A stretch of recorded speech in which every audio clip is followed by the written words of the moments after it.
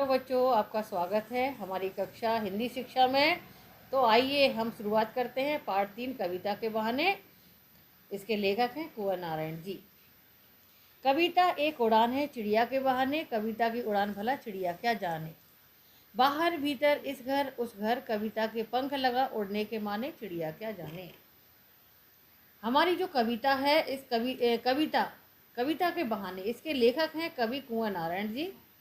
तो कवि कहते हैं कि कविता भी चिड़िया की तरह उड़ान भरती है। कवि क्या कहते हैं कि कविता भी चिड़िया की तरह उड़ान भरती है, लेकिन कविता की उड़ान चिड़िया की उड़ान से भिन्न है, क्योंकि चिड़िया की उड़ान की निश्चित सीमा होती है।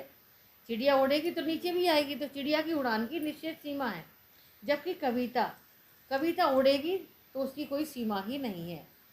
जबकि कविता में भावों विचारों की उड़ान किसी भी सीमा बंधनों से मुक्त है, स्वतंत्र है, उसकी कोई सीमा नहीं है। कविता की उड़ान अनंत है। इसी कारण से कवि आग कहते हैं, बाहर भीतर सब घरों में कविता के भाव रूपी पंख लगाकर उड़ने का अर्थ है चिड़िया नहीं समझ पाती, क्योंकि कविता एक बार लिख गई तो वो बहुत बहुत बहुत चिरकाल समय तक उड़ती रहेगी।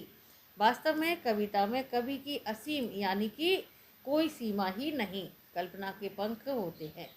इसलिए हम कह सकते हैं कविता के पंखों की समानता चिड़िया के पंख से नहीं कर सकते। अगर आपको वीडियो पसंद आए तो लाइक करें, कमेंट करें और हमारे चैनल को ज़रूर सब्सक्राइब करें।